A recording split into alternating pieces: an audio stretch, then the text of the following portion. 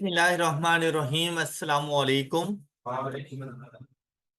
Previous lecture में discussion हो रही थी रीवैल्यूएशन मॉडल के हवाले से, और हम लोगों ने ना अपने एसेट्स को फर्स्ट टाइम रीवैल्यू कर लिया था। तो फर्स्ट टाइम जब भी रीवैल्यू करेंगे, या तो हमारे पास रिवैल्यूएशन अपवर्ड होगी या फिर रिवैल्यूएशन डाउनवर्ड। अगर रिवैल्यूएशन अपवर्ड हुई है तो जो मेरे पास रिवैल्यूएशन सरप्लस आएगा वो स्टेटमेंट ऑफ फाइनेंशियल पोजीशन में इक्विटी में एज रिवैल्यूएशन सरप्लस हम लोगों ने जाके रिकॉर्ड कर देना है। और in case of revaluation downward तो हमें रिवैल्यूएशन लॉस होता है, तो जितनी वैल्यू का लॉस होगा वो प्रॉफिट और लॉस अकाउंट में एज एन एक्सपेंस हम लोगों ने रिकॉर्ड करना है। आज की डिस्कशन प्रीवियस लेक्चर से भी ज्यादा इंपॉर्टेंट है। वो इस हवाले से कि आज हम लोगों ने रिवैल्यूड एसेट की रिवैल्यूएशन करनी है। मींस दैट जो प्रीवियस हम लोग रिवैल्यूएशन कर रहे थे वो एसेट हमारा कॉस्ट पे मौजूद था और हम उसको रिवैल्यू कर रहे थे। आज एसेट ऑलरेडी रिवैल्यूड है, मतलब इससे पहले उसकी रिवैल्यूएशन हो चुकी। Second time, third time, fourth time अगर उसकी रिवैल्यूएशन करें तो उसकी अकाउंटिंग ट्रीटमेंट्स हमारे पास क्या होंगे। तो सेकेंड टाइम रिवैल्यूएशन करते हुए सबसे पहले आपने ये देखना है कि फर्स्ट टाइम रिवैल्यूएशन पर इसके ऊपर रिवैल्यूएशन गेन है या रिवैल्यूएशन लॉस है। दोनों में से कोई सी एक सिचुएशन होगी। फर्स्ट सिचुएशन को जरा हैंडल करते हैं। क्या हम लोग अज्यूम कर रहे हैं कि हमारे एसिड के ऊपर रिवैल्यूएशन, हम एक ऐसे एसिड को रिवैल्यू करने जा रहे हैं जिसके ऊपर इससे पहले रिवैल्यूएशन सरप्लस है। ऑलराइट। अच्छा, इस साल दोबारा से रिवैल्यूएशन सरप्लस आ गया, मींस दैट रिवैल्यूएशन अपवर्ड हो गई। तो फिर कोई मसले वाली बात नहीं है, फिर इसको वैसे ही ट्रीट करो जैसे फर्स्ट टाइम में किया था। एसिड को डेबिट कर दोगे और रिवैल्यूएशन सरप्लस को क्रेडिट कर दोगे। मजीद जितना रिवैल्यूएशन सरप्लस आएगा वो पहले वाले रिवैल्यूएशन सरप्लस में जाकर ऐड हो जाएगा। मेरी बात समझ आई है? ऑलरेडी रिवैल्यूएशन सरप्लस था, अब जब आप रिवैल्यू करने लगे वंस अगेन रिवैल्यूएशन सरप्लस आ गया, तो फिर कोई प्रॉब्लम नहीं है। इसको वैसे ही ट्रीट करो जैसे आप लोगों ने लास्ट टाइम में ट्रीट किया था कि एसिड को डेबिट करो एंड रिवैल्यूएशन सरप्लस को क्रेडिट कर दो। कोई इश्यू उस टाइम पर आता है जब ये कॉन्ट्राडिक्ट हो एक दूसरे के साथ। मतलब एसिड इससे पहले रिवैल्यूड था तो रिवैल्यूएशन सरप्लस था, और इस मर्तबा उसके ऊपर रिवैल्यूएशन डाउनवर्ड हो गई है। अब रिवैल्यूएशन डाउनवर्ड का क्राइटेरिया क्या था हमारे पास कि जितनी अमाउंट से रिवैल्यूएशन लॉस आएगा एसिड क्रेडिट हो जाएगा और वो अमाउंट मूव कर जाएगी प्रॉफिट और लॉस अकाउंट को। M I right? आज ऐसा नहीं है। आज आप लोगों के पास एसिड ने क्रेडिट तो होना ही है, जितनी अमाउंट से रिवैल्यूएशन डाउनवर्ड हो रही है एसिड ने हमारे पास क्रेडिट होना है, लेकिन डेबिट आज लॉस नहीं होने वाला। आज सबसे पहले जाकर इस एसिड ने अपने रिवैल्यूएशन सरप्लस को खत्म करना है। सबसे पहले अपने रिवैल्यूएशन सरप्लस को खत्म करेगा। अगर कोई एक्स्ट्रा लॉस बच जाता है तो वो प्रॉफिट और लॉस अकाउंट में जाएगा, सारे का सारा नहीं। मींस दैट मैं आपको एक छोटी सी बस एग्जांपल दूं कि हमने अपने एसिड को रीवैल्यू किया फर्स्ट टाइम, तो उसके ऊपर रिवैल्यूएशन सरप्लस हमारे पास मौजूद है 30 रुपीज का। रिवैल्यूएशन सरप्लस फर्स्ट टाइम मौजूद है 30 रुपीज का। सेकेंड टाइम हम उसको रिवैल्यू करने लगे तो मेरे पास आ गया रिवैल्यूएशन लॉस ऑफ ₹20। ऑलराइट, तो मैं इसको आज लॉस के तौर पे रिकॉर्ड नहीं करूंगा।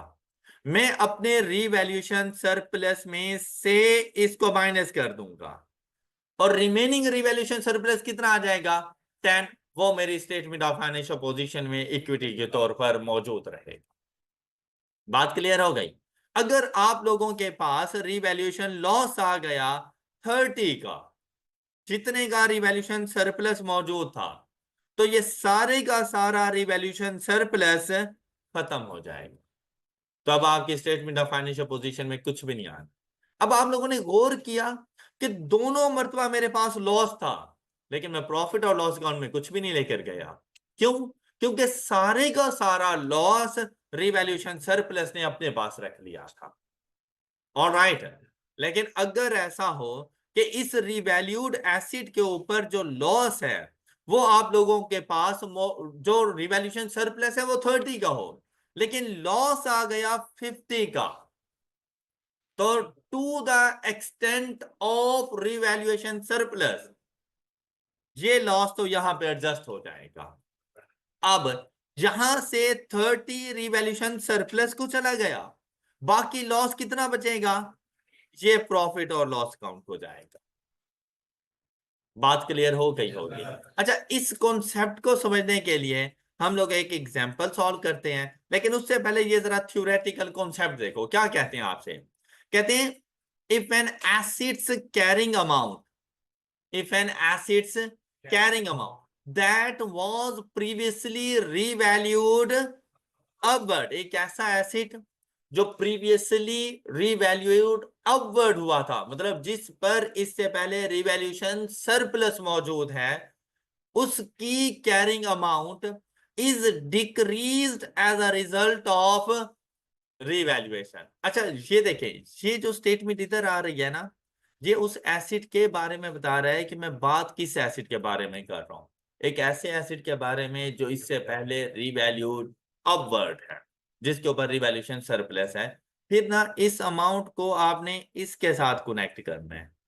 अब ये सेंटेंस इस तरह से है कि अगर एसिड्स की कैरिंग अमाउंट डिक्रीज हो जाए as a result of revaluation, कौन सा एसिड? तो वो यहां पर ये बता रहे हैं कि ऐसा एसिड जो पहले रिवैल्यूएशन सरप्लस रखता था, अब उसकी कैरिंग अमाउंट डिक्रीज हो रही है एज अ रिवैल्यूएशन, तो अब इसके साथ क्या अकाउंटिंग ट्रीटमेंट करें?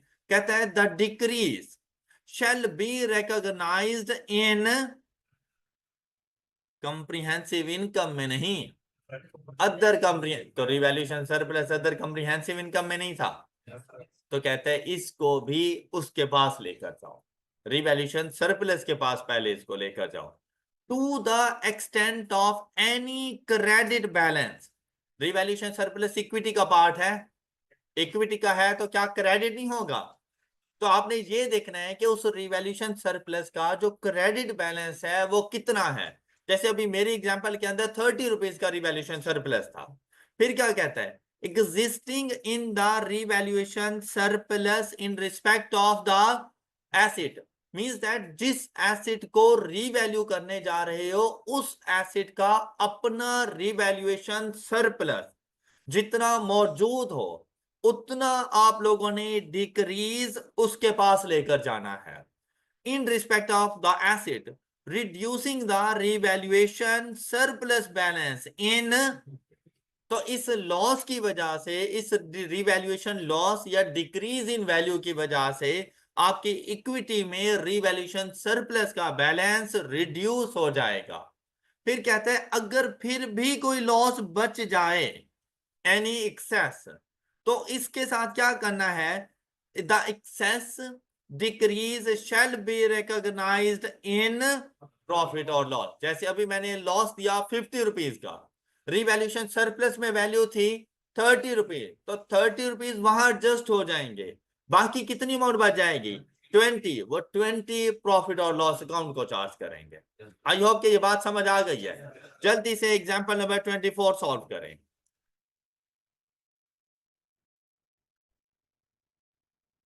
अच्छा देखिए बच्चे, ये जो एग्जांपल नंबर 24 थी ना, ये बेसिकली इसका जो फर्स्ट पार्ट था ना वो प्रीवियस लेक्चर से रेलिवेंट था। मतलब अगर आप लोग देखें ना यहां तक,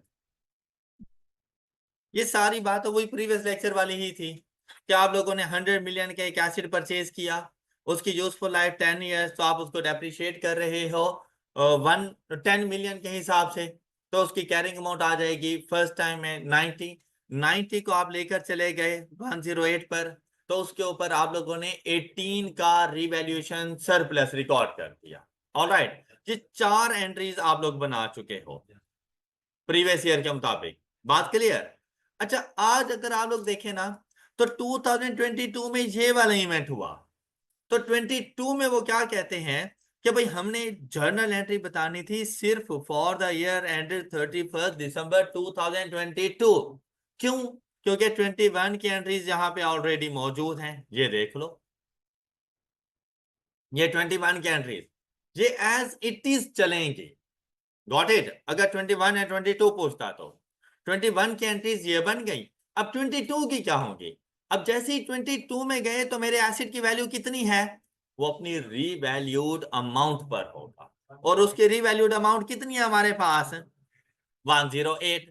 और उसकी रिमेनिंग यूजफुल लाइफ कितनी है? 9 ईयर्स। तो 2022 में सबसे पहले उसने डेप्रिशिएट होना है। जैसे ही डेप्रिशिएट होगा 108 divided by 9 is equal to 12। 12 के साथ जाके उसने डेप्रिशिएट हो जाना है, ये उसका डेप्रिसिएशन एक्सपेंस। फिर इसी दिन एसिड वंस अगेन रीवैल्यू हुआ, तो जो भी डेप्रिसिएशन उसने चार्ज की थी उसे वो एलिमिनेट करना पड़ा है, क्यूमुलेटिव डेप्रिसिएशन को, डेप्रिसिएशन एक्सपेंस को नहीं। एक्सपेंस रिकॉर्ड होगा लेकिन जो एक्यूमुलेटेड डेप्रिसिएशन है वो एलिमिनेट हो जाएगी और ट्रांसफर हो जाएगी आपके एसिड के पास। अब आपका एसिड था 108 का, अब कॉस्ट को भूल जाओ, रिवैल्यूएशन मॉडल है। आपका एसिड अब 100 का नहीं था, आपका एसिड था 108 का।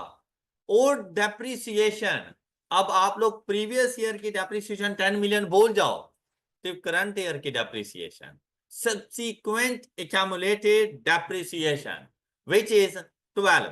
तो आपके एसिड की वैल्यू कैरिंग अमाउंट क्या होगी? 108 माइनस 12 इज इक्वल टू 96। जबकि उन्होंने क्या कहा कि एसिड की रीवैल्यूड अमाउंट कितनी है? 55। तो कितने का डिक्रीज है? 41 का रीवैल्यूएशन डाउनवर्ड। अच्छा, ये 41 आपके एसिड को जाके लेस कर देगा, एसिड तो क्रेडिट हो गया 41 से। अब क्वेश्चन ये है कि अगर ये होता ना फर्स्ट टाइम में, तो मैं इसके सामने प्रॉफिट और लॉस अकाउंट लिख देता, मैं लॉस ऑन रीवैल्यूएशन लिख देता 41। बात समझ आई है ये? लेकिन आज मैं ऐसा नहीं कर सकता। क्यों? क्योंकि आज मैं ऐसे एसिड के ऊपर रिवैल्यूएशन डाउनवर्ड रिकॉर्ड करने जा रहा हूं जिसके ऊपर पहले से रिवैल्यूएशन सरप्लस मौजूद है। तो पहले इसके ऊपर रिवैल्यूएशन सरप्लस कितना है? 18 का। तो वो 18 सारे का सारा खत्म हो जाएगा। अब रिवैल्यूएशन सरप्लस की नेचर क्या होती है?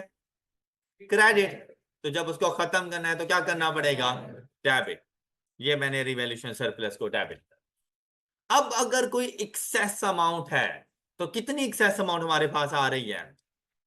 23। ये जाकर हम लोग चार्ज करेंगे एज लॉस ऑन रिवैल्यूएशन इन। अच्छा, यहां पर ना आप लॉस ऑन रिवैल्यूएशन ना लिखना, यहां पर आप लोग लिखना रिवैल्यूएशन सर। All right.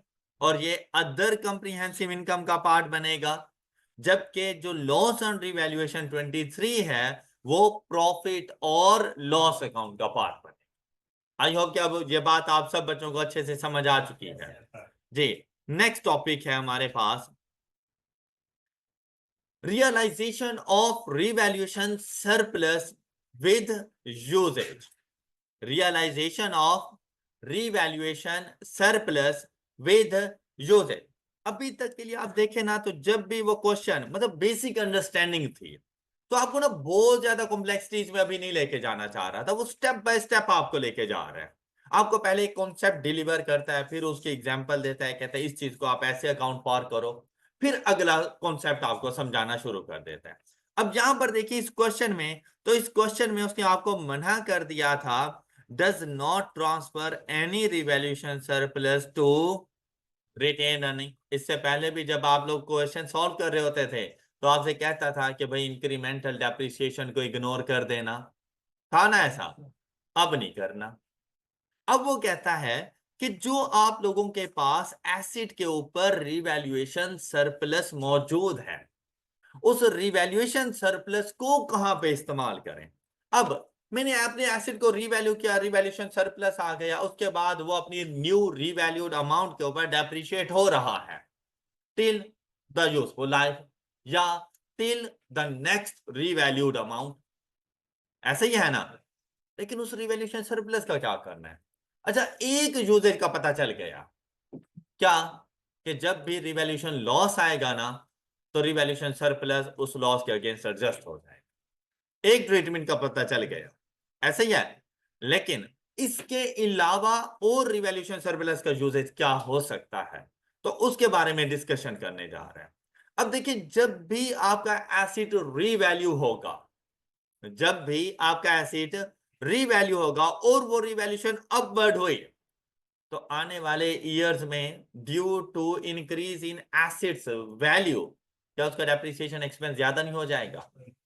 क्या ख्याल है? डेप्रिसिएशन एक्सपेंस ज्यादा हो गया तो आपको इंक्रीमेंटल डेप्रिसिएशन मिलेगी। इंक्रीमेंटल डेप्रिसिएशन से क्या मुराद है कि आप देखो कि अगर मैं एसेट को रीवैल्यू ना करता तो मैं उसको डेप्रिशिएट कौन सी वैल्यू पे कर। अगर हम लोग इसी प्रीवियस एग्जांपल पे चलें, मैंने अभी के लिए 2022 के लिए एसेट को डेप्रिशिएट कौन सी वैल्यू पर किया, और अगर मैं इसको रिवैल्यू ना करता तो मैं इसको कितनी अमाउंट में डेप्रिशिएट करता? 10। तो इन दोनों का डिफरेंस, डिफरेंस कितना आया हमारे पास? 2 मिलियन का। ये 2 मिलियन इंक्रीमेंटल डेप्रिसिएशन है। ये बात क्लियर हो गई? अच्छा, अब देखें, डेप्रिसिएशन हमारा एक एक्सपेंस है। डेप्रिसिएशन के इंक्रीज हो जाने की वजह से profit for the year decrease हो जाए। मेरी बात समझ आई है?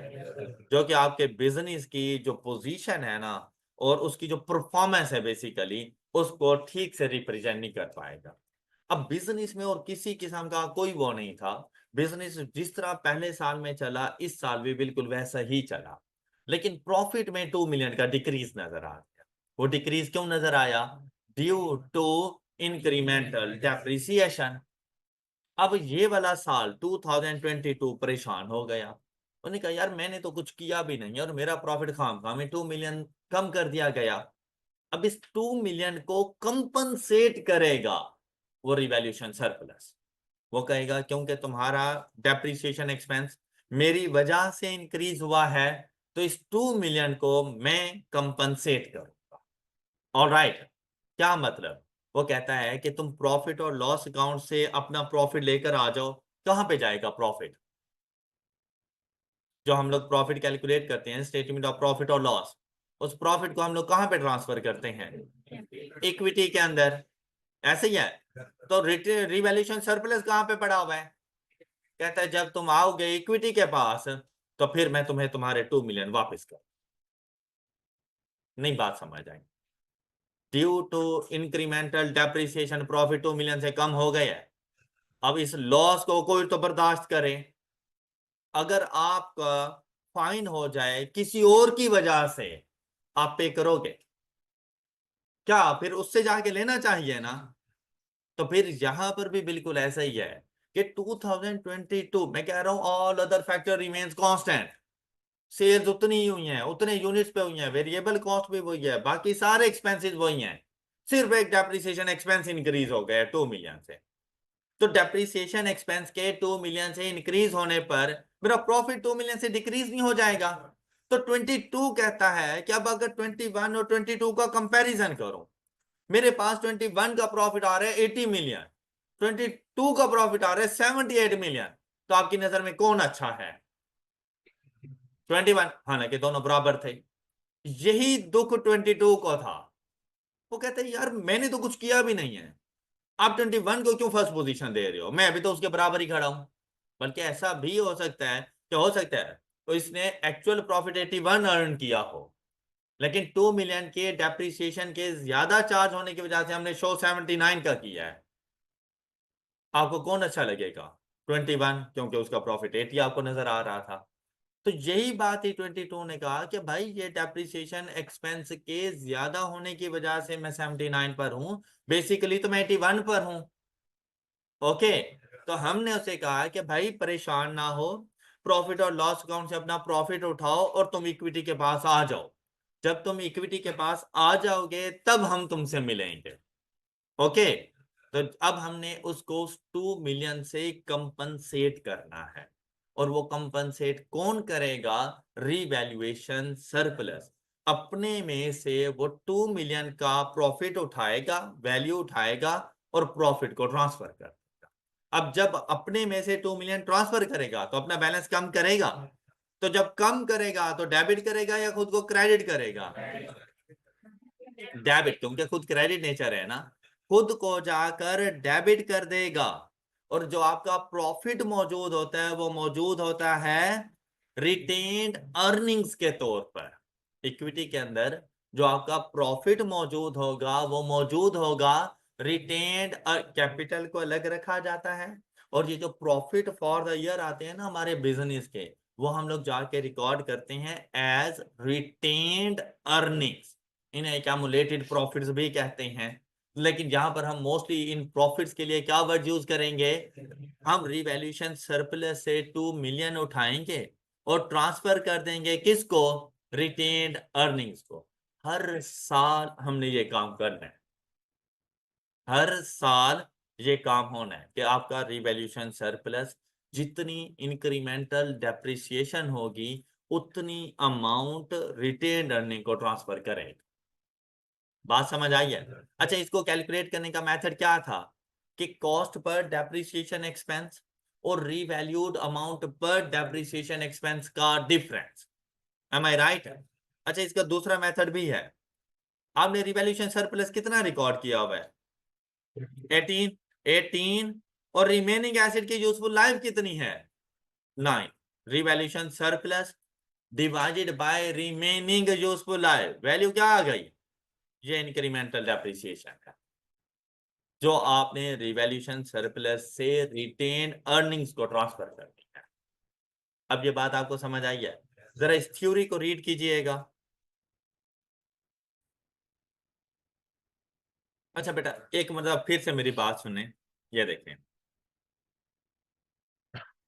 हमारी अब डिस्कशन हो रही है कि हम लोग एसिड को रीवैल्यू कर चुके, रीवैल्यूएशन अपवर्ड है।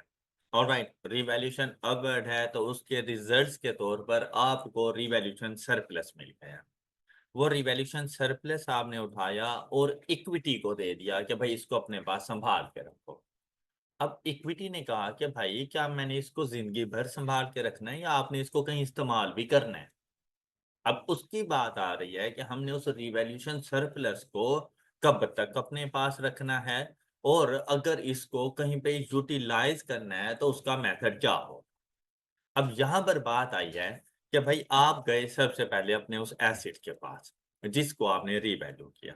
उस एसिड से गपशप हो रही थी तो पता चला कि 2021 में वो डेप्रिशिएट हो रहा था 10 मिलियन से। अब आपको ये बात तो समझ आ गई, 100 divided by 10 is equal to 10 million. 2021 के एंड पर ना एसिड रीवैल्यू हो गया, और अब जब ड्यू टू रीवैल्यूएशन उसकी वैल्यू में इंक्रीज आया, और हमने जब इसको डेप्रिशिएट किया तो इस साल हमने 12 मिलियन के से उसको डेप्रिशिएट कर दिया। बात क्लियर? अच्छा, तो फिर 2022 के अंदर अगर आप लोग देखें तो 2 मिलियन की इंक्रीमेंटल डेप्रिसिएशन। इंक्रीमेंटल डेप्रिसिएशन से क्या मुराद है? इजाफी डेप्रिसिएशन जो हम लोगों ने 2021 में चार्ज नहीं की थी। मतलब अगर मैं कॉस्ट मॉडल पे जाता तो 2022 में भी 10 मिलियन की ही डेप्रिसिएशन चार्ज करता, फिर तो दोनों का मसला ही नहीं था, कंसिस्टेंसी थी। ऑलराइट, लेकिन इश्यू आ गया कि भाई रीवैल्यू किया आपने एसेट, उसकी वजह से एसेट की डेप्रिसिएशन एक्सपेंस ज्यादा। भाई एक्सपेंस और प्रॉफिट का इनवर्स रिलेशनशिप होता है। बेसिकली इस इंक्रीमेंटल डेप्रिसिएशन डेप्रिसिएशन एक्सपेंस के ज्यादा होने की वजह से आपका जो प्रॉफिट है 21 के प्रॉफिट पे तो कोई फर्क ही नहीं पड़ा। क्यों? क्योंकि 10 मिलियन से डेप्रिशिएट होना था और 10 मिलियन से ही हुआ, इसको तो कोई फर्क ही नहीं पड़ा। लेकिन 2022 के प्रॉफिट को फर्क पड़ा है कि उसका प्रॉफिट 2 मिलियन से डिक्रीज हो गया। डेप्रिसिएशन एक्सपेंस के इंक्रीज होने की वजह से प्रॉफिट 2 मिलियन से डिक्रीज। अब 2022 परेशान है, कहता है इवन के मैंने अच्छी परफॉर्मेंस दी, मेरा प्रॉफिट पिछले साल से भी ज्यादा है, लेकिन इंक्रीमेंटल डेप्रिसिएशन के आने की वजह से मैं अपनी वो परफॉर्मेंस शो नहीं कर पा रहा, तो अब इसको ना हमने कंपनसेट करना है, हमने इसको हौसला देना है। हमने कहना है भाई परेशान ना हो, हम तुम्हारे साथ खड़े हैं, तुम्हें तुम्हारा हक मिलेगा, लेकिन तुम पहले यहां से निकलो। कहां से? स्टेटमेंट ऑफ कॉम्प्रिहेंसिव इनकम से, स्टेटमेंट ऑफ प्रॉफिट और लॉस से निकलो और तुम आ जाओ इक्विटी में। अब तुम्हें अगर इंसाफ चाहिए तो अदालत में पहुंचो। तो इसकी अदालत क्या है? इक्विटी। वही इक्विटी में ना आपका शेयर कैपिटल मौजूद है। अब आप लोग जो ये काम कर रहे हो ना, ये ट्रेडिंग बिजनेस के लिए नहीं कर रहे, आप लोग ये काम कर रहे हो कंपनीज के लिए। कंपनीज में कैपिटल नहीं यूज होता, कंपनीज के लिए वर्ड यूज किया जाता है शेयर कैपिटल। आपके पास बेसिकली ये वही है जो बिजनेस ओनर ने पैसे दिए हुए होते हैं, लेकिन वो in the form of shares होते हैं, तो हम उसको क्या नाम दे देते हैं? Share capital. अब इक्विटी के पास ना ये शेयर कैपिटल की अमाउंट मौजूद है, साथ में और भी बहुत सी चीजें आ जाती हैं जो कि हम लोग इन फ्यूचर पढ़ेंगे जब हम लोग statement of changes in equity पढ़ रहे होंगे। इसके साथ पिछले साल हमने इसके पास रिवैल्यूएशन सरप्लस भेजा था। रिवैल्यूएशन सरप्लस इसके पास वो 18 मिलियन का रिवैल्यूएशन सरप्लस भी पड़ा है इसके पास, राइट। फिर इस साल का प्रॉफिट रिटेन्ड अर्निंग के तौर पर इधर आ गया। जो प्रॉफिट आता है ना अब इक्विटी के पास, उसको क्या नाम दिया जाता है? Retained earnings. ऐसी अर्निंग्स जो बिजनेस ने रिटेन की हुई हैं, जो ऐसे प्रॉफिट्स जो अभी तक बिजनेस ने अपने शेयर होल्डर्स को डिस्ट्रीब्यूट नहीं किए, तो इसलिए उनको रिटेन कर लिया गया, इसलिए इसको रिटेन अर्निंग्स बोलते हैं। उन्होंने अपना प्रॉफिट यहां पे आके रख दिया। अब हमारी इधर इसके साथ मुलाकात हुई, शेयर कैपिटल को इससे कोई गर्ज नहीं है, ऑलराइट। हम दोनों ने आपस में देखना है। अब क्योंकि रिटेन अर्निंग 2 मिलियन से कम है, ड्यू टू रिवैल्यूएशन सरप्लस, ना रिवैल्यूएशन सरप्लस आता ना इसके लिए प्रॉब्लम्स क्रिएट होती। रिवैल्यूएशन सरप्लस ने कहा कि भाई तुम ना परेशान हो, मेरी वजह से अगर तुम्हें 2 मिलियन का लॉस है तो ये लो, मैं अपना 2 मिलियन तुम्हें दे देता हूं, ऑलराइट। क्या अब भी 2022 परेशान होगा? नहीं, अब तो मसला सॉल्व हो गया है। अब क्या हुआ, ये ऐसे समझ लो कि घर की बात घर में ही हमने सॉल्व कर दी। इक्विटी का प्रॉब्लम इक्विटी में ही सॉल्व हो गया ना, कहीं और जाने की जरूरत नहीं पड़ी। इक्विटी के ही दोनों एलिमेंट्स हैं, दोनों की नेचर क्रेडिट है, सही कह रहा हूं ना? तो एक कम हो रहा है और एक ज्यादा हो रहा है। जो कम हो रहा है वो खुद को क्या करेगा? डेबिट। तो इसके अगेंस्ट रीवैल्यूएशन सरप्लस डेबिट हो जाएगा, और जो खुद को बढ़ा रहा है वो क्या हो जाएगा? क्रेडिट। तो रिटेन्ड अर्निंग्स क्रेडिट हो जाएंगी। अच्छा, कितनी अमाउंट से होंगी? इंक्रीमेंटल डेप्रिसिएशन के इक्वल। अब इंक्रीमेंटल डेप्रिसिएशन को फाइंड करने के दो मेथड्स हैं। पहला मेथड, जो रिवैल्यूड अमाउंट पर डेप्रिसिएशन चार्ज की उसमें से माइनस कर दो, कि अगर यही डेप्रिसिएशन हम लोग कॉस्ट पे चार्ज करते, जैसे 12 माइनस 10 इज इक्वल टू 2। बात क्लियर?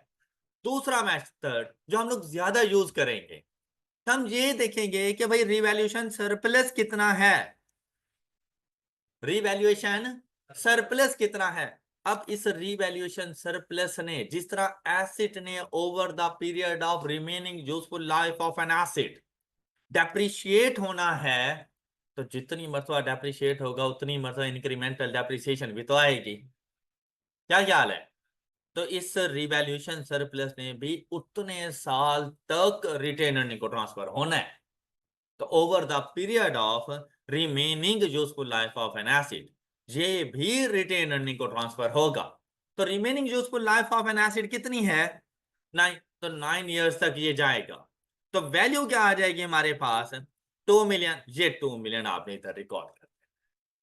अब मेरी बात समझ आई आप लोगों को? अच्छा, अब इस एग्जाम्पल में अगर आप लोग देखें, आपने क्या किया, अब एग्जाम्पल 24 ही है, लेकिन आज हम लोग ट्रांसफर कर रहे हैं maximum possible revaluation surplus to, पिछली मर्तबा नहीं किया था, एग्जाम्पल 24 में नहीं किया था हम लोगों ने, लेकिन अब एग्जाम्पल 25 में एक स्टेप हम आगे चले गए। अब आपने ये बात हमेशा याद रखनी है कि अगर आपके रीवैल्यूड एसेट पर रिवैल्यूएशन सरप्लस हो, मेरी बात को रिपीट करो, तो हर साल के एंड पर आपने 2 एंट्रीज रिकॉर्ड करनी है। बोलो कौन कौन सी? एक है डेप्रिसिएशन एक्सपेंस की एंट्री और दूसरी है रीवैल्यूएशन सरप्लस टू रिटेन। कब? जब जब एसिड के ऊपर रीवैल्यूएशन सरप्लस हो, तो हर साल के एंड पर आपने 2 एंट्रीज रिकॉर्ड करनी है, डेप्रिसिएशन एक्सपेंस की entry and transfer of revaluation surplus to retained. बात क्लियर हो गई? अच्छा अब जरा देखिएगा, डाटा बिल्कुल सेम सेम है हमारे पास। 2021 में एंट्रीज कौन कौन सी करेंगे? सबसे पहले एसिड को डेबिट कर देंगे, बैंक को क्रेडिट 100 मिलियन से। बात क्लियर? साल के एंड पर जाएंगे, एसिड को डेप्रिशिएट करेंगे 10 मिलियन के साथ, तो एंट्री क्या रिकॉर्ड करेंगे? Depreciation expense debit, accumulated depreciation credit. आज revaluation surplus to retain earning record नहीं करूंगा क्योंकि एसिड रिवैल्यूड नहीं है, अभी एसिड पे रिवैल्यूएशन सरप्लस नहीं है। और मैंने क्या कहा था, अगर एसिड रीवैल्यूड है और उस पर रिवैल्यूएशन सरप्लस है तब 2 एंट्रीज आएंगे। अभी तो अपनी कॉस्ट पे था, तो सिर्फ डेप्रिसिएशन एक्सपेंस की एंट्री आएगी। बात क्लियर?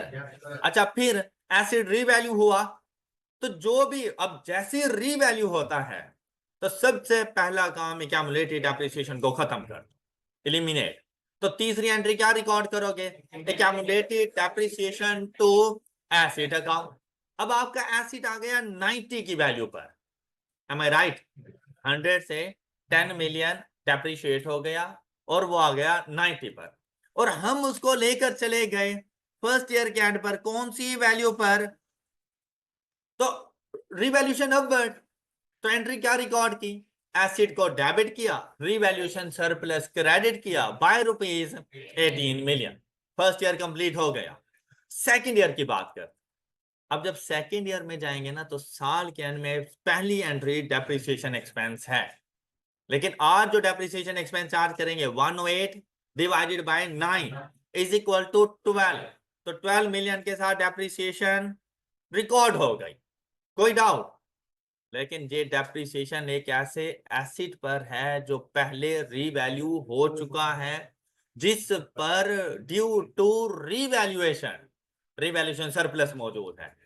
तो रिवैल्यूएशन सरप्लस रिटेन अर्निंग को ट्रांसफर होगा और उसकी एंट्री क्या बन जाएगी हमारे पास? Revaluation surplus to retain earnings. बात समझ आ गई होगी? अब देखो 2 एंट्रीज नहीं रिकॉर्ड कर दी at the end of the year. अच्छा अब इस साल फिर से वो रीवैल्यू हुआ, जैसे ही रीवैल्यू होगा तो पहला काम क्या? एक्यूमुलेटेड एप्रिसिएशन को खत्म कर दो। तो हमने उसको खत्म कर दिया, तो एसिड कौन सी वैल्यू पर आ गया? Carrying amount which is equal to 108 minus 12 is equal to 96, जबकि हमने उसको कौन सी वैल्यू पर लेकर आना है? 55 पर हमने लेकर आना है। तो एसिड क्रेडिट होगा, ये बिल्कुल वही बात नहीं है जैसे प्रीवियस एग्जांपल में कर रहे थे। तो आपको कुछ चेंज नजर आया? नहीं, क्योंकि अभी तक था ही नहीं। चेंज तो अब आएगा। अब जो रिवैल्यूएशन सरप्लस डेबिट करना है ना, वो 18 से नहीं कर सकते। इससे पहले देखो, आपने रिवैल्यूएशन सरप्लस को कितनी अमाउंट से डेबिट किया था? आज 18 से नहीं कर सकते। पहले आपने इसमें से कुछ भी यूटिलाइज नहीं किया हुआ था, कुछ भी ट्रांसफर नहीं किया हुआ था। अब क्या है कि भाई 18 का था रिवैल्यूएशन सरप्लस, लेकिन उसमें से 2 मिलियन तो डेबिट हो चुका है ना, तो बाकी आपके पास रिवैल्यूएशन सरप्लस पड़ा कितना है? तो आप रिवर्सल 18 का कैसे कर सकते हो? क्या ख्याल है? तो आपने अब इस चीज को नोट करना है कि आपने टोटल रिवैल्यूएशन सरप्लस का रिवर्सल नहीं डाल देना। यहां पर आपने ये देखना है कि भाई टोटल तो 18 था, लेकिन उसमें से रिटेन अर्निंग को कितना ट्रांसफर कर चुका हूं। तो कितना ट्रांसफर किया अब तक मैंने? 2 का। तो बाकी कितना बच गया मेरे पास? मैं रिवैल्यूएशन सरप्लस 16 का लेकर आऊंगा, और अब जो मेरे पास एक्सेस अमाउंट बैलेंसिंग वैल्यू आएगी वो जाएगी एज लॉस ऑन रिवैल्यूएशन। बात क्लियर हो गई? ये थी इंक्रीमेंटल डेप्रिसिएशन की ट्रीटमेंट। अब किसी को कोई डाउट? चल, नेक्स्ट टॉपिक हमारे पास आ रहा है। सब बच्चों को पॉइंट्स क्लियर हो गए ना? कोई डाउट वगैरह नहीं? चले, शाबाश, गुड। अच्छा, आप मुझे बता सकते हो कि ये 2023 में क्या एंट्रीज रिकॉर्ड करो अगर मैं रिवैल्यू नहीं कर रहा? सेम इसी क्वेश्चन को थोड़ा सा आगे लेकर जाओ। मुझे बताओ मैं ईयर 2023 में कौन सी एंट्रीज रिकॉर्ड करूं? शाबाश, डेप्रिसिएशन एक्सपेंस की एंट्री, गुड। और बिल्कुल ऐसी एंट्री बन जाएगी ये वाली है, लेकिन वैल्यू क्या आएगी उसके लिए? कैसे आएगी? Revalued amount divided by remaining useful life of 8 years। तो वैल्यू आएगी 5.125। यही आ रही है? नहीं यार, 55 डिवाइडेड बाय 8, 6.8 समथिंग, ये एंट्री आएगी आपके पास। बात क्लियर हो गई है? दूसरी एंट्री कौन सी रिकॉर्ड करूं? आज रिवैल्यूएशन सरप्लस नहीं है, तो मैंने ये बात उल्टा सुल्टा नहीं होगा। जब है ही नहीं तो उल्टा कहां से होगा?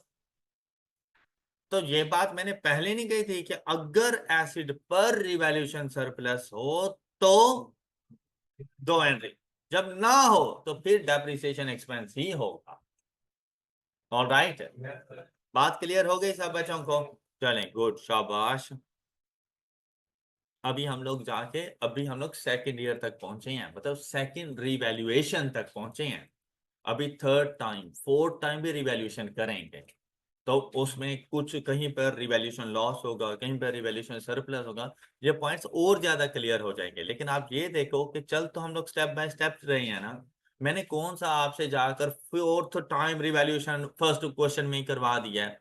अगर ऐसा करवाते तो खिचड़ी बन जाती। लेकिन अब देखें, आप जरा स्टेप बाय स्टेप चल रहे हो, कॉन्सेप्ट क्लियर हो रही है, ऐसे ही है ना? अच्छा, नेक्स्ट देखिएगा। हमारे पास एक एसिड मौजूद है जो उससे पहले रिवैल्यूएशन डेफिसिट रखता है, मतलब रिवैल्यूएशन लॉस है उसके ऊपर। और अब जब उसको दोबारा रिवैल्यू करने लगे तो फिर से लॉस आ गया। तो जो पहली अकाउंटिंग ट्रीटमेंट थी वही दोबारा कर दो। क्या? एसिड को क्रेडिट कर दो और लॉस ऑन रिवैल्यूएशन को डेबिट कर दो। ओके, जो चीज पहले थी वही दोबारा से हो जाए तो मसले वाली बात नहीं है। मसला कहां पर होता है?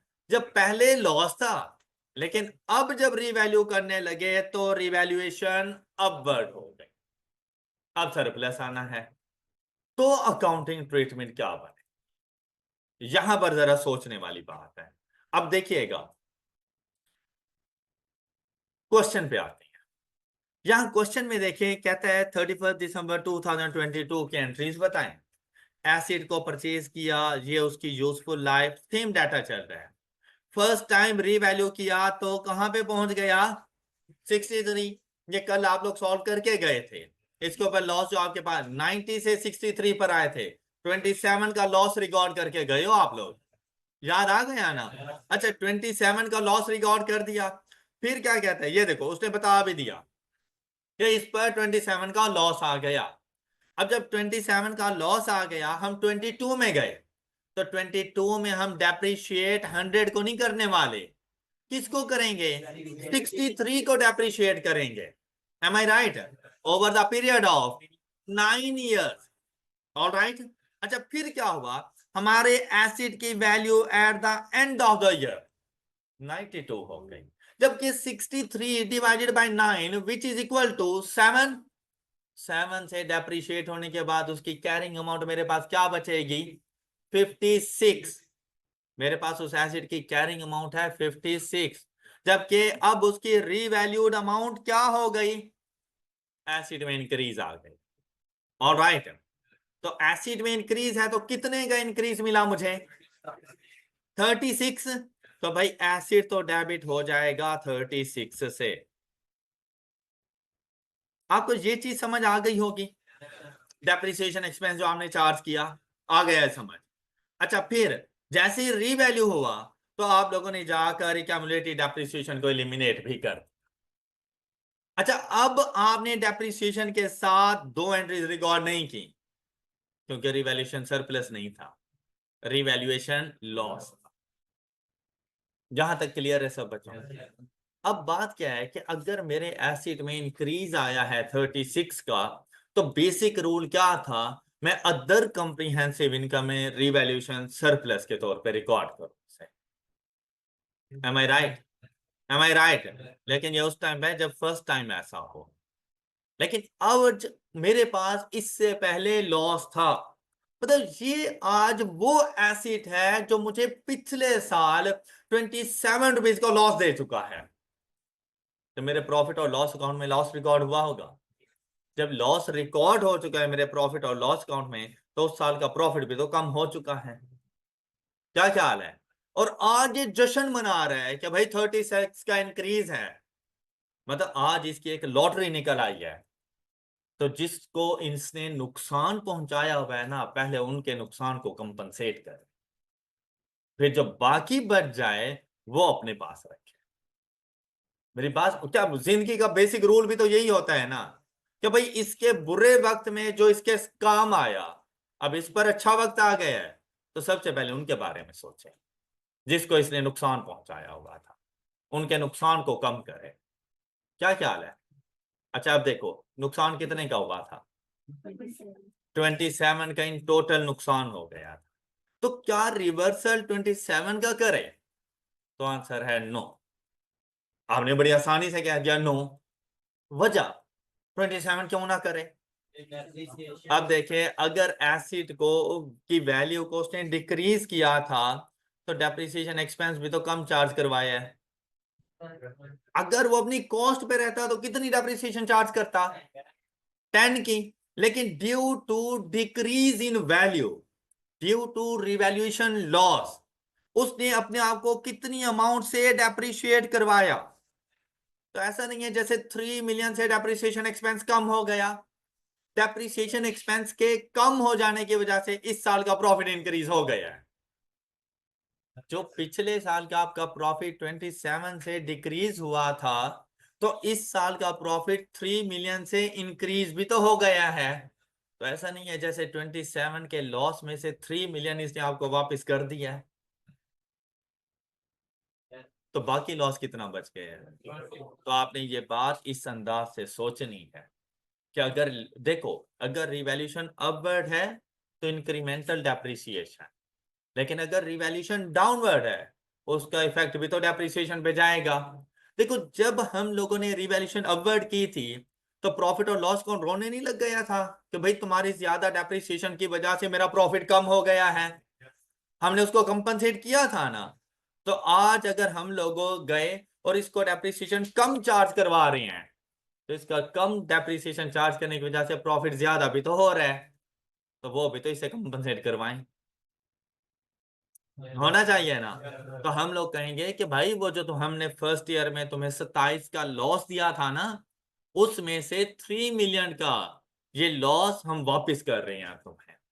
तो बाकी लॉस कितना बच जाएगा? 24 का। अब हमारे पास आ गए रिवैल्यूएशन सरप्लस, तो हम जो पिछला लॉस है ना वो सारे का सारा रिवर्स करवाएंगे। Got it? किसी किस्म का कोई लॉस नहीं बचेगा। 20 में जाकर रिवैल्यूएशन सरप्लस 36 का रिकॉर्ड नहीं कर सकता। मतलब मेरे पास 36 मिलियन आ गए, उसमें से 24 मिलियन मैंने किसी और के देने हैं। क्या मैं कहूं कि मैं 36 मिलियन का मालिक हूं? मेरे कितने हैं? 12। तो भाई मैं वही रिकॉर्ड करूं ना, जो लोगों के पैसे देने हैं वो दे दो। तो यहां पर भी बिल्कुल ऐसे ही है कि जो प्रीवियस रिवैल्यूएशन की वजह से लॉस आया था, पहले उस लॉस को खत्म करें। टोटल 27 का था, 3 मिलियन हम वापस कर चुके हैं due to decrease in depreciation expense. Alright, और जो रिमेनिंग बच गया है वो हम रिवैल्यूएशन सरप्लस में से देंगे, और जो बैलेंसिंग अमाउंट हमारे पास आएगी वो अदर कॉम्प्रिहेंसिव इनकम का पार्ट बन जाएगी। अब लॉस हम लोग जाके वापस करने लगे हैं तो क्या रिकॉर्ड होगा? लॉस का रिवर्सल। और लॉस कहां पे मौजूद था, कहां पे ट्रीट किया था उसको? प्रॉफिट और लॉस अकाउंट में। तो रिवर्सल भी कहां जाएगा? प्रॉफिट और लॉस अकाउंट में जाएगा। बात क्लियर हो गई सब बच्चों? किसी को डाउट? चलो अब जरा इसकी थ्योरी पढ़ते हैं, देखें क्या कहते हैं। ऑन 1 जनवरी वगैरह वगैरह वगैरह, ये तो क्वेश्चन आ गया ना। ये theory, if an assets carrying amount, और एक ऐसा asset that was previously revalued, जिस पर पहले रिवैल्यूएशन लॉस है, अगर उसकी वैल्यू में इंक्रीज आ जाए as a result of revaluation, तो ये जो इंक्रीज आ रहा है इसको रिकॉग्नाइज करना है इन, पहले क्या करते थे, अदर कॉम्प्रिहेंसिव इनकम में लेकर जाते थे। पहले जितना भी इंक्रीज आ जाता था सारे का सारा other comprehensive income as revaluation surplus. Alright, आज हालांकि इंक्रीज है लेकिन अदर कॉम्प्रिहेंसिव इनकम में नहीं जा रहा, कहां जाएगा? प्रॉफिट और लॉस अकाउंट के पास। कितनी अमाउंट से? To the extent that it reverses uh, जितना प्रीवियस ईयर में रिवैल्यूएशन डिक्रीज था उस एक्सटेंट तक ये प्रॉफिट और लॉस अकाउंट के पास जाएगा। फिर of the same asset previously recognized, revaluation loss recognized in profit or loss, decrease in depreciation due to in the, और अगर फिर भी कुछ बच गया एनी एक्सेस, वो कहां पे जाके रिकॉग्नाइज होगा? As revaluation sir. बात क्लियर? अच्छा जरा समरी सुनो, ये जितना कुछ हम लोगों ने पढ़ा है ना उसकी समरी देखो। हम लोग सबसे पहले अपने एसिड को रिकॉर्ड करेंगे at cost, initial initial recognition at cost. उसके बाद हम लोगों ने ना इस पे कॉस्ट मॉडल नहीं रहने दिया, हम लोग चले गए इसके ऊपर लेकर रीवैल्यूएशन मॉडल।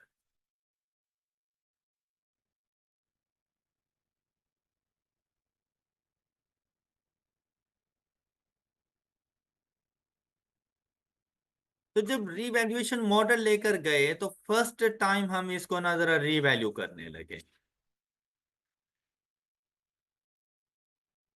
तो जब फर्स्ट टाइम रीवैल्यू करने लगे, या तो हमें मिलेगा रीवैल्यूएशन या हमें मिलेगा रीवैल्यूएशन। अगर रीवैल्यूएशन सरप्लस मिला तो इसको जाके रिकॉर्ड करना है OCI, other comprehensive income. Alright, और जो रिवैल्यूएशन लॉस है इसको रिकॉर्ड करेंगे प्रॉफिट और लॉस। यहां तक बात क्लियर होगी? ये मेरा प्रीवियस लेक्चर था, आज मैंने इसके बाद स्टोरी शुरू की। अच्छा एक मतलब सिर्फ सुन लें उसके बाद नोट कर लीजिएगा, एक मतलब सिर्फ जरा सुन लें, जरा फोकस कर लें इधर। अच्छा आज सबसे पहले हम लोगों ने बात की एक ऐसे एसिड की जो पहले से रिवैल्यूएशन सरप्लस रखता है, एक ऐसे एसिड की जो पहले से रिवैल्यूएशन सरप्लस रखता है, उस पर हम लोगों ने एक मर्तबा फिर रिवैल्यू कर दिया उसको। तो दो ही सिचुएशन है once again.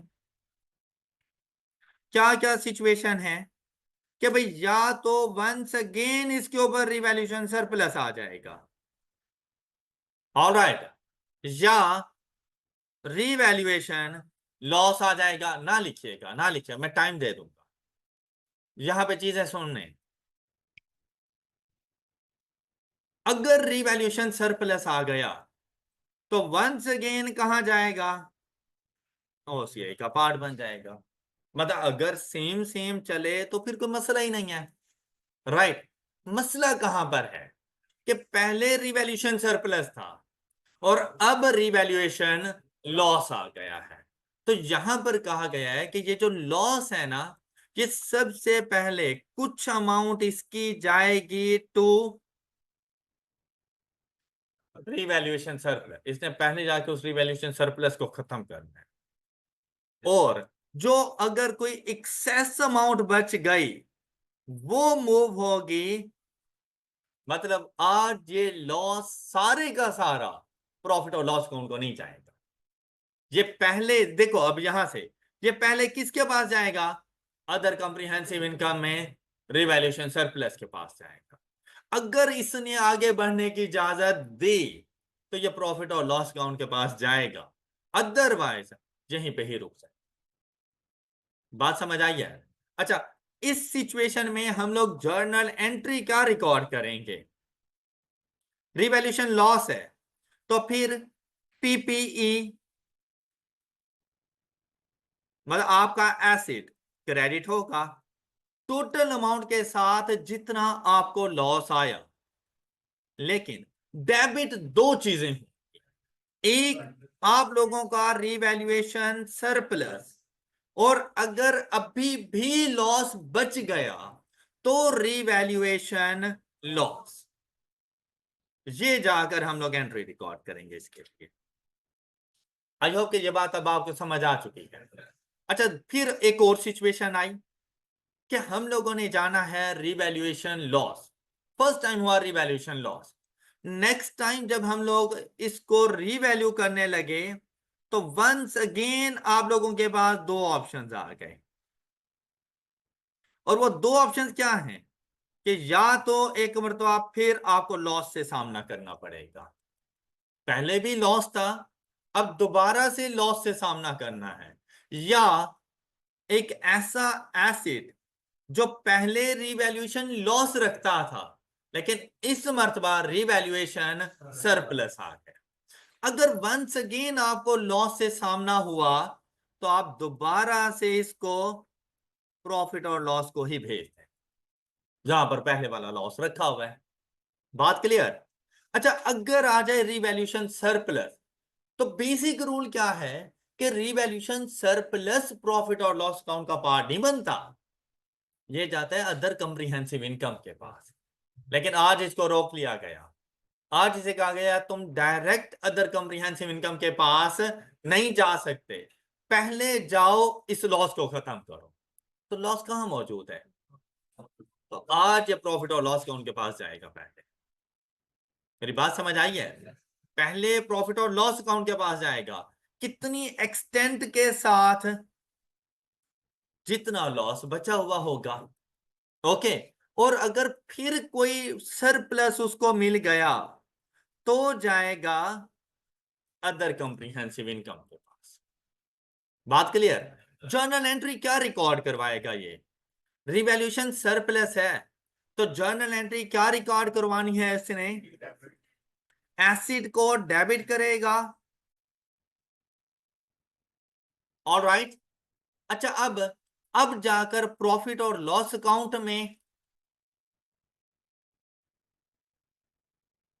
Reversal of loss जाके रिकॉर्ड करवाए, रिवर्सल ऑफ लॉस वो जाके रिकॉर्ड करवाएगा, और जो अमाउंट बच जाएगी वो जाएगी अदर कॉम्प्रिहेंसिव इनकम में एज रिवैल्यूएशन सरप्लस।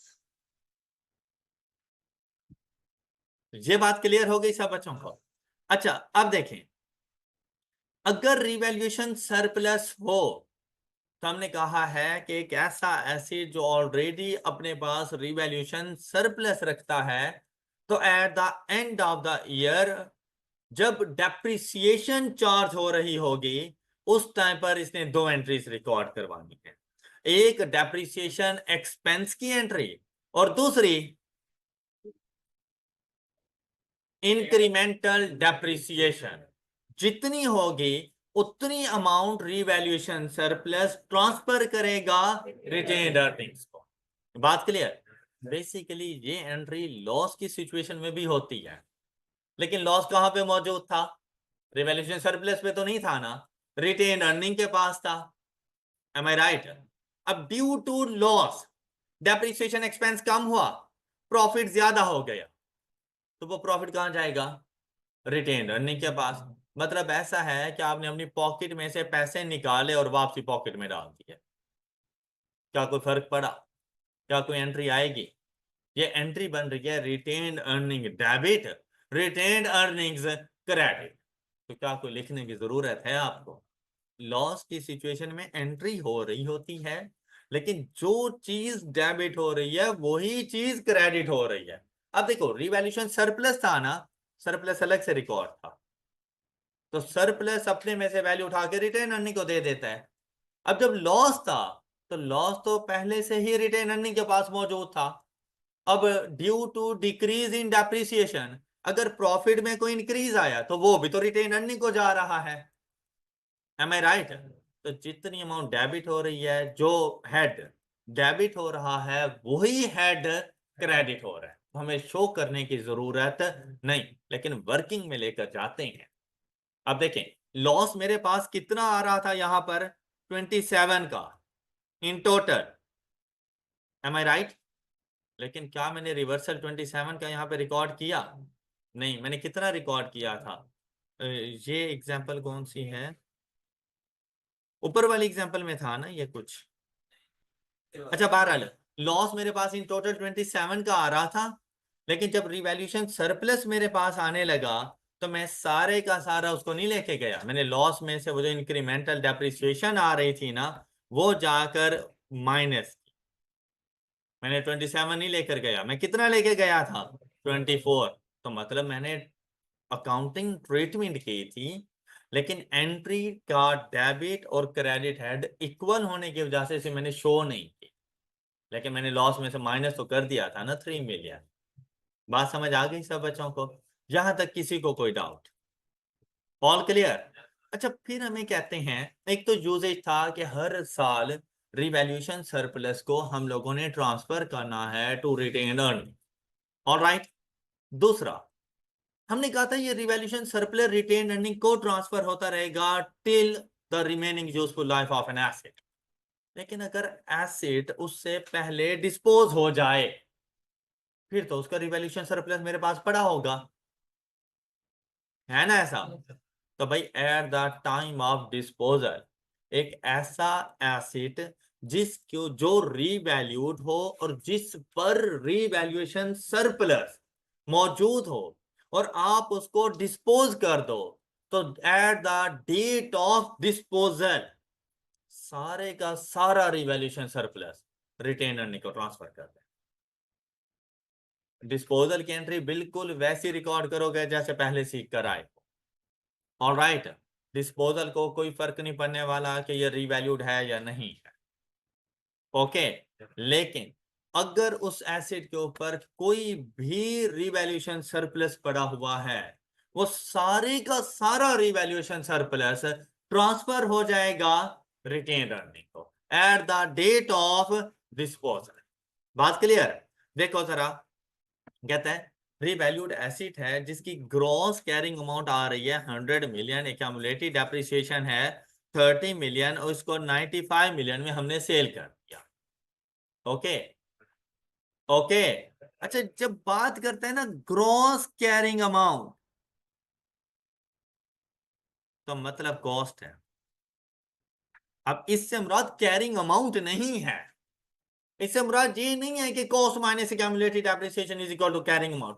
भाई वो नेट कैरिंग अमाउंट होती है जब एक्यूमुलेटेड डेप्रिसिएशन लेस हो जाए, और ग्रॉस मतलब कॉस्ट की बात कर रहे हैं कि कॉस्ट ऑफ एसेट 100 मिलियन है, उसकी एक्यूमुलेटेड डेप्रिसिएशन है 30 मिलियन, हमने उसको सेल कर दिया 95 मिलियन में। फिर क्या कहता है? There is a 40 million revaluation surplus relating to this asset on the date of, कहता है इसके ऊपर 40 मिलियन का हमारे पास रिवैल्यूएशन सरप्लस भी रखा है। तो भाई आपने दो एंट्रीज रिकॉर्ड करनी है। एक revaluation surplus to retain earning 40 million, सारा रिवैल्यूएशन सरप्लस खत्म कर दो उसका। ऑलराइट, दूसरी डिस्पोजल की एंट्री। अब डिस्पोजल की एंट्री क्या हो जाएगी आपके पास, आपका पीपीई क्रेडिट हो जाएगा, एक्यूमुलेटेड डेप्रिसिएशन डेबिट हो जाएगी, 30 से अमाउंट रिसीव की आपने, 95 की आपने अमाउंट रिसीव कर ली, तो बैलेंसिंग वैल्यू क्रेडिट साइड पर, प्रॉफिट और लॉस अकाउंट जी कितनी वैल्यू, ये आपकी एंट्री रिकॉर्ड हो गई है। बात क्लियर? तो आपने दो एंट्रीज ही रिकॉर्ड करनी है। आप डिस्पोजल और रिवैल्यूएशन सरप्लस को मर्ज ना कर देना, आप एक ही एंट्री ना बनाना इसकी, आप दो डिफरेंट एंट्रीज बनाना। एक सिंपल सी entry, revaluation surplus to retain earning by, और डिस्पोजल को बिल्कुल अलग से ट्रीट करो, ऐसे जैसे इसके ऊपर रिवैल्यूएशन सरप्लस है ही नहीं। बात क्लियर हो गई सब बच्चों को? अब देखो यहां पर इन्होंने भी बिल्कुल ऐसा ही किया हुआ है, आपको ये बात समझ आ चुकी होगी, किसी को कोई डाउट? अच्छा, अब जो एग्जांपल नंबर 28 है ना हमारे पास, ये बड़ी एक कॉम्प्रिहेंसिव सी अब एग्जांपल्स आने लग गई हैं, जिसमें अगर आप लोग देखें तो हर साल एसेट रीवैल्यू हो रहा है। अच्छा देखिए, रीवैल्यूएशन की डेट क्या है, 1 जनवरी 2011। देखो भाई, कोई फर्क नहीं पड़ता कि एसेट 31 दिसंबर को रीवैल्यू हो रहा है या 1 जनवरी को, सिर्फ डेट का फर्क है, उसके अलावा कोई फर्क नहीं है। मैं अकाउंटिंग ट्रीटमेंट में कोई फर्क नहीं है, सिर्फ डेट का फर्क है। ऑलराइट, अगर ये 31 दिसंबर को होता तो सिर्फ फर्क पता है क्या था, कि इसने अपनी रीवैल्यूड अमाउंट पर स्टेटमेंट ऑफ फाइनेंशियल पोजीशन में रिकॉर्ड हो जाना था। 31 दिसंबर को अगर रीवैल्यू हुआ है तो एक्यूमुलेटेड डेप्रिसिएशन खत्म नहीं हो गई, तो रीवैल्यूड अमाउंट पर ही स्टेटमेंट ऑफ फाइनेंशियल पोजीशन में रिकॉर्ड हो जाता। क्लियर? लेकिन ये एक दिन बाद हो रहा है, तो स्टेटमेंट ऑफ फाइनेंशियल पोजीशन में अपनी कैरिंग अमाउंट पर जाएगा, जैसे ही अगले दिन आएगा इसकी सारी एक्यूमुलेटेड डेप्रिसिएशन नील हो जाएगी और ये अपनी रीवैल्यूड अमाउंट पर आ जाएगी। बात क्लियर? सिर्फ एक दिन डेट का फर्क है, उसके अलावा कुछ भी नहीं है। देखो, अगर 31 दिसंबर को रिवैल्यू करते तब भी नेक्स्ट ईयर तो रिवैल्यूड अमाउंट पर ही डेप्रिशिएट करते, अगर अगले दिन रिवैल्यू कर रहे हो तो अगले साल के लिए तो वही रिवैल्यूड अमाउंट ही है जिसने डेप्रिशिएट होना है। बात पिक की है? इश्यू जो आता है ना वो उस टाइम आता है जब एसिड को रीवैल्यू किया जा रहा हो ड्यूरिंग द पीरियड, तब जाके इश्यू आता है, और वो हम लोग सीखेंगे। अभी के लिए हम लोग क्या सीखेंगे कि हम लोग रिवैल्यूएशन कर रहे हैं at the end of the year या at the start of the year. बात क्लियर हो गई सब बच्चों को? अच्छा, आप लोगों ने ये फ्लो चार्ट अपने पास बना लिया था? चलें जल्दी से जरा इसको रिकॉर्ड करें अपने पास सबसे पहले।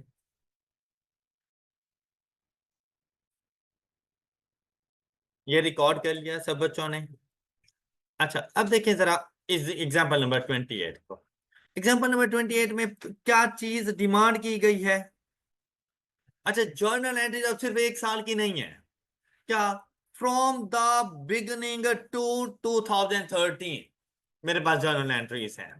अच्छा, इस क्वेश्चन में ना कहीं पे कोई डिस्पोजल भी नहीं है। अगर क्वेश्चन में डिस्पोजल ना हो ना, रिवैल्यूड एसिड का डिस्पोजल, तो क्वेश्चन ज्यादा इजी है। हाँ, रिवैल्यूड एसिड का डिस्पोजल लाजिम बात है, हम लोग सीखेंगे, लेकिन वो ये आता है कि थोड़ी सी आपकी वर्किंग बढ़ जाती है।